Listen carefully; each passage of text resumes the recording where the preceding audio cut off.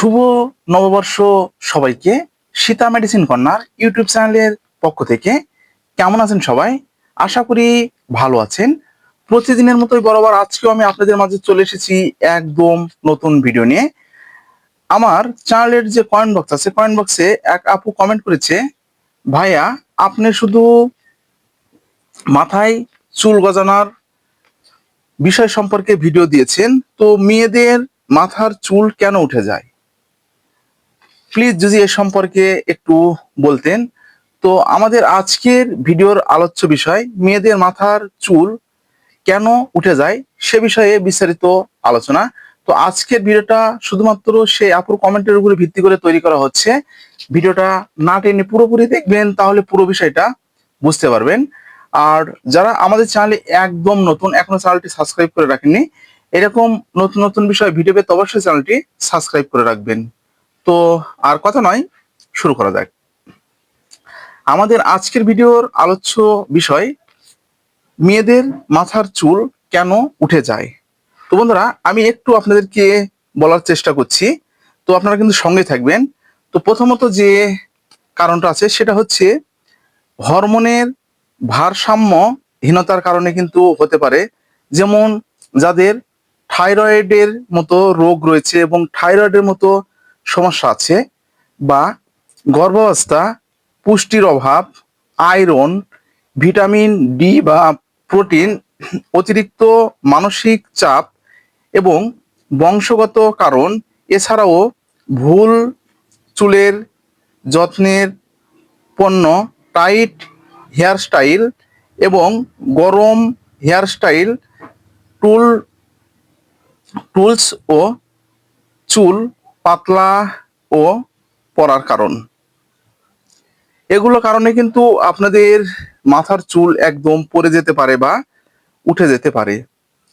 তো আমি আপনাদেরকে কিন্তু এটা কিন্তু সংক্ষিপ্ত ভাবে কিন্তু বললাম। তো এখন আপনাদেরকে বিস্তারিত ভাবে আমি বলার চেষ্টা করব, সঙ্গে থাকবেন। তো এই যে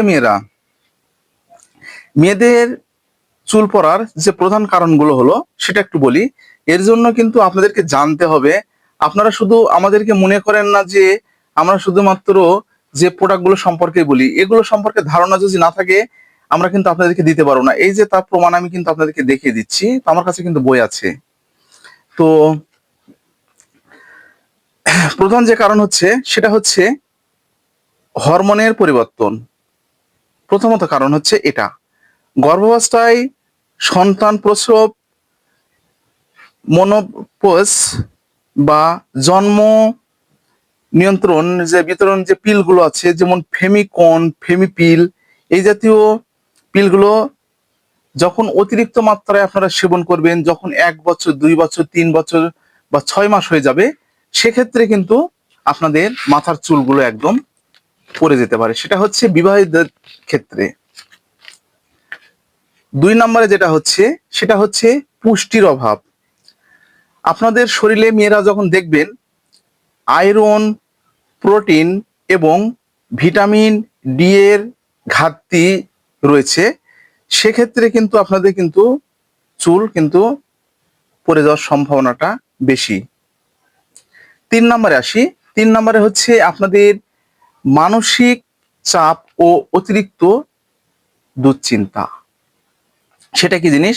আপনারা যখন অতিরিক্ত মানসিক চাপ থাকবে বা অতিরিক্ত দুশ্চিন্তা থাকবে, সেক্ষেত্রে কিন্তু চুলের আপনাদের কিন্তু যে ক্ষতিগ্রস্ত হওয়ার বা চুল কিন্তু যে আপনাদের একবারে উঠে যাওয়ার মতো সমস্যা হয়ে যাবে।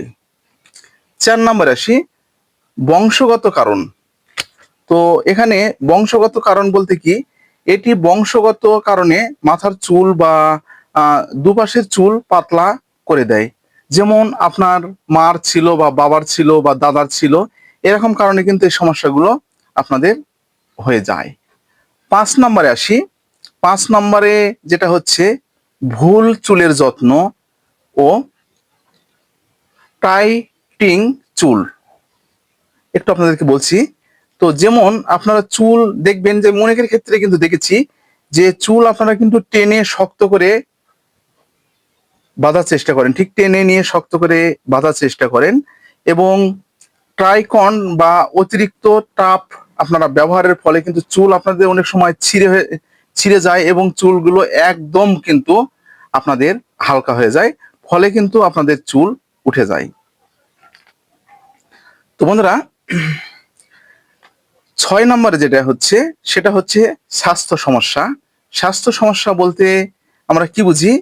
স্বাস্থ্য সমস্যা বলতে আপনাদের দেখবেন যাদের থাইরয়েডের মতো সমস্যা রয়েছে, অ্যামিনিয়ার অর্থাৎ যে রক্ত স্বল্পতার মতো সমস্যা রয়েছে, এবং মাথার বিভিন্ন ছত্রাকজনিত ইনফেকশন, ফাঙ্গাস, ডাউট, খুশকি রয়েছে, সেক্ষেত্রে কিন্তু আপনাদের মাথার চুল উঠে যাওয়ার সম্ভাবনাটা বেশি থাকে। এগুলো হচ্ছে কারণ, আপনাদের এগুলো কিন্তু জানতে হবে মেয়েরা। এগুলো যদি আপনারা জানতে পারেন তাহলে কিন্তু প্রতিরোধ আপনারা করতে পারবেন। তো আশা করি সবাই বুঝতে পেরেছেন। আজকে ঠিক এই পর্যন্তই। ভিডিওটা যদি আপনাদের উপকারে আসে তাহলে বেশি বেশি করে শেয়ার করবেন।